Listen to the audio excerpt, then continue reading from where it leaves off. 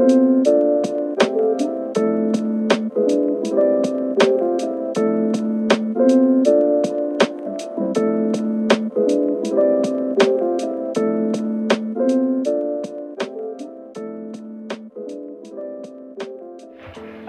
Muhammad, kisah hidup Nabi berdasarkan sumber klasik, karya Martin Lings, Abu Bakar Sirojaldin. Kita memasuki bab ke-47 yang berjudul Kematian dan Pernikahan. Setibanya di Madinah, Nabi dan Fatimah segera berziarah ke makam Ruqayyah. Ini adalah kehilangan pertama dari keluarga Nabi setelah kematian Khadijah. Fatimah sangat sedih atas kematian saudara perempuannya itu. Ketika ia terisak, berjongkok di sebelah Nabi, sang ayah berusaha menenangkannya dan mengusap air matanya dengan ujung jubahnya. Sebelumnya, Nabi telah melarang air mata ditumpahkan untuk kematian, tetapi ini telah menimbulkan kesalahpahaman. Ketika mereka pulang berziarah, terdengar suara Umar dengan keras menegur para wanita yang sedang menangisi Ruqayyah dan para pejuang di Badr. Umar, biarkan mereka menangis, kata Nabi. Sesuatu yang mengalir dari mata dan hati berasal dari Allah dan kasih sayangnya. Tetapi, sesuatu yang datang dari tangan dan mulut berasal dari setan. Yang dimaksud dari tangan adalah memukul-mukul dada. Sedangkan dari mulut adalah berteriak meratap-ratap, seperti kebiasaan wanita Madinah yang sedang berduka cita waktu itu. Fatimah adalah putri bungsu Nabi. Saat itu ia telah berusia 20 tahun. Nabi memang sering mengatakan kepada keluarganya bahwa Ali adalah laki-laki yang paling pantas menjadi suami Fatimah, tetapi belum ada suatu akad yang pasti. Abu Bakar dan Umar sama-sama pernah mencoba melamarnya, tetapi dengan halus Nabi menolak mereka.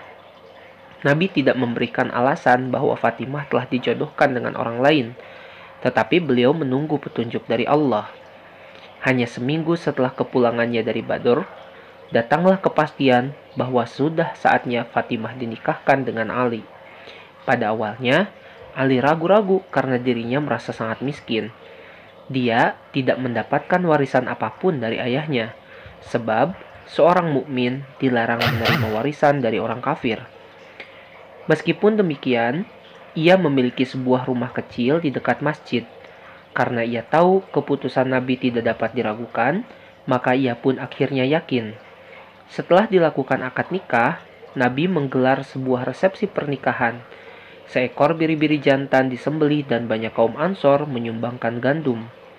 Abu Salamah, sepupu kedua pengantin itu, sangat bersemangat membantu mereka karena merasa sangat banyak berhutang budi kepada ayah Ali yang telah melindunginya dari kekejaman Abu Jahal dan anggota sukunya. Salamah bersama Aisyah menyiapkan semua keperluan perhelatan itu, dari makanan hingga tempat tinggal mereka. Pasir halus dikumpulkan dari tepi sungai untuk ditaburkan sebagai alas rumah. Tempat tidur mereka disiapkan dari kulit kambing yang dibungkus helai kain, spray bergaris-garis dari Yaman yang warnanya sudah memudar. Sebagai bantal, mereka menyiapkan sebuah kantung kulit yang diisi dengan serat pohon kurma. Kemudian mereka menyajikan kurma dan buah ara sebagai makanan ringan di samping makanan utama.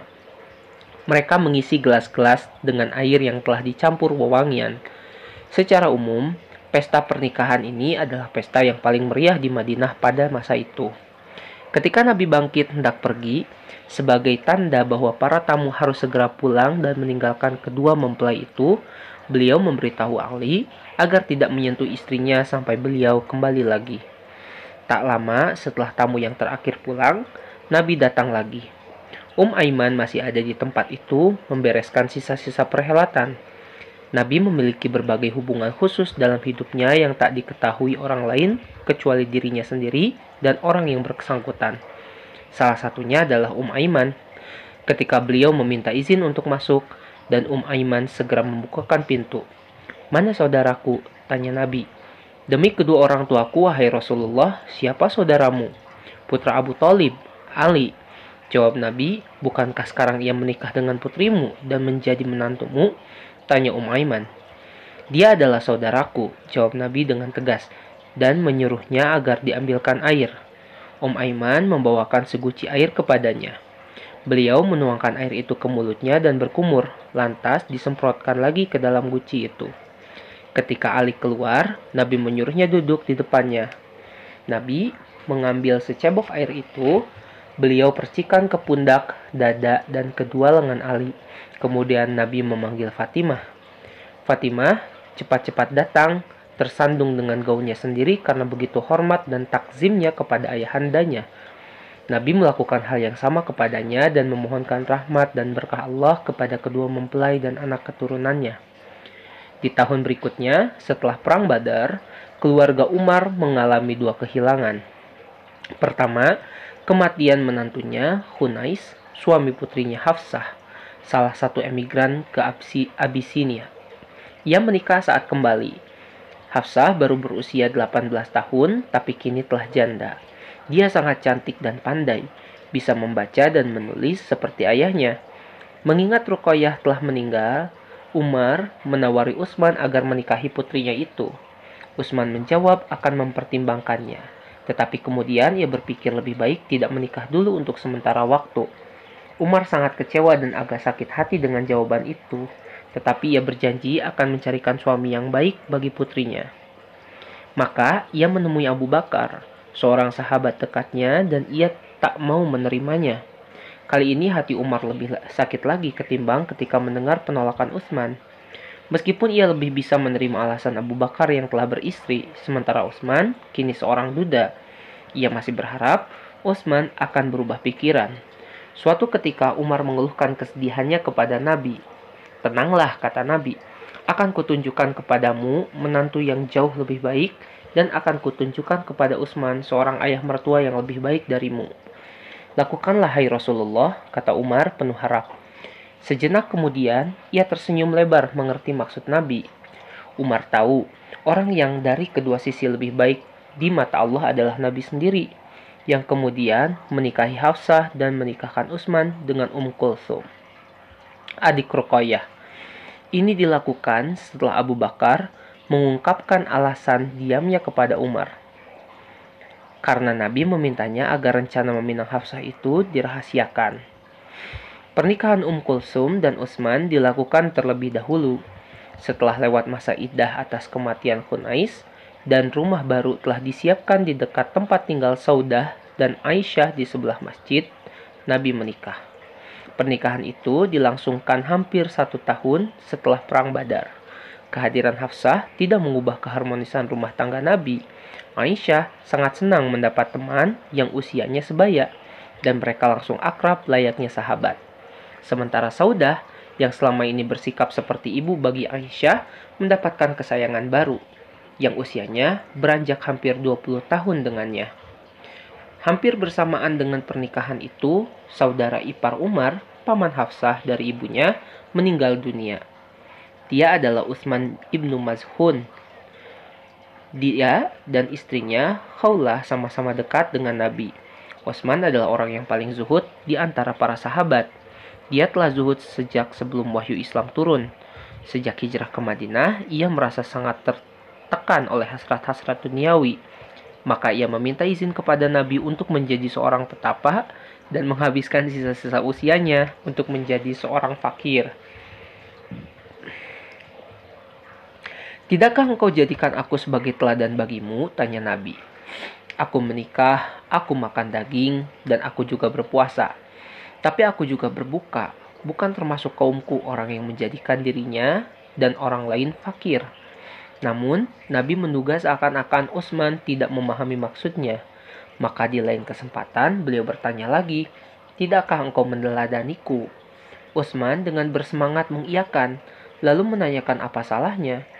Engkau berpuasa setiap hari, kata Nabi, dan asyik beribadah sepanjang malam.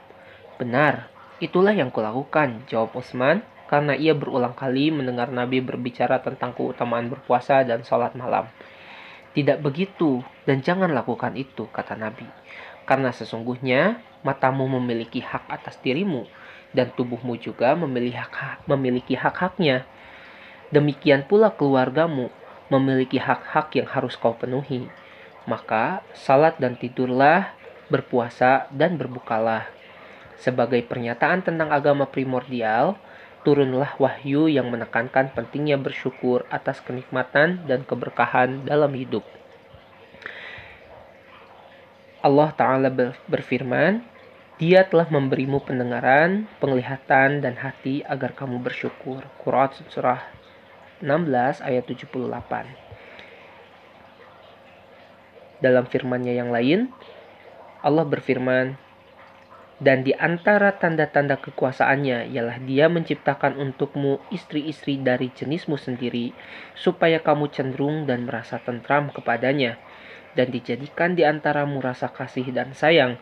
Sesungguhnya pada yang demikian itu terdapat tanda-tanda bagi orang yang berpikir. Quran Surah 30 ayat 21.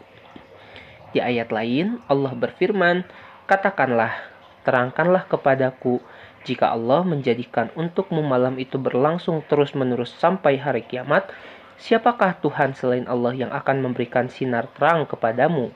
Maka, apakah kamu tidak mendengar? Katakanlah, terangkanlah kepadaku, jika Allah menjadikan untukmu siang itu terus-menerus hingga hari kiamat, siapakah Tuhan selain Allah yang akan mendatangkan malam kepadamu yang di saat itu kamu beristirahat? Maka, apakah kamu tidak memperhatikan? Dan karena rahmat-Nya lah, Dia telah menjadikan malam dan siang supaya kamu dapat beristirahat di malam hari dan mencari sebagian karunia-Nya pada siang hari agar kamu bersyukur kepadanya. Quran Surah 28 ayat 71 sampai 73. Bagi manusia primordial, kesenangan-kesenangan alamiah disucikan dengan bersyukur kepada Allah sebagai suatu cara untuk beribadah kepadanya. Menunjuk pada dirinya sendiri, Nabi mengungkapkan kenikmatan salat dalam konteks yang sama. Aku menyukai wewangian, wanita, dan kesejukan mata yang kutemukan dalam salat. Segera setelah kematian Utsman, sebelum penguburannya, Nabi pergi bersama Aisyah untuk mengunjungi Khawlah. Beberapa waktu kemudian, Aisyah berkata, Nabi mencium pipi Utsman ketika ia telah terbaring meninggal dunia, dan aku menyaksikan air mata membasahi pipinya. Saat penguburan laki-laki itu, Nabi mendengar seorang wanita tua berkata, berbahagialah wahai ayah Sa'ib, surga kini menjadi milikmu. Nabi menoleh kepadanya dan berkata, bagaimana engkau bisa tahu? Ya Rasulullah, katanya, ia adalah Abu Sa'ib. Demi Allah, kata Nabi, kita hanya tahu kebaikannya. Kemudian untuk memperjelas bahwa kata-katanya tidak bermaksud mencela Utsman, namun dilarang berbicara melampaui sesuatu yang diketahuinya, dan beliau menambahkan, lebih baik engkau katakan saja, dia mencintai Allah dan Rasul-Nya. Umar kecewa melihat saudara ipar yang sangat dikaguminya itu ternyata tidak meninggal sebagai syahid di medan perang. Dia menuturkan, ketika Utsman ibnu Maz'un meninggal bukan karena terbunuh, penghargaanku terhadapnya jadi turun, dan aku berkata, lihatlah orang ini, dalam berpantang dari kenikmatan dunia, ia paling hebat di antara kita semua, dan kini ia meninggal tanpa terbunuh. Pernyataan ini tetap membekas dalam pikiran Umar, hingga Nabi dan Abu Bakar juga sama-sama meninggal secara alami. Ia pun menyadari dirinya kurang tepat memahami masalah, dan hati kecilnya berkata, terkutuklah aku, itulah kematian yang terbaik, yang dimaksudkan adalah mati secara alami. Dan ia pun kembali menghormati Utsman. Itulah akhir dari bab ke-47. Selanjutnya kita akan memasuki bab 48 yang berjudul Ahlul Suffah.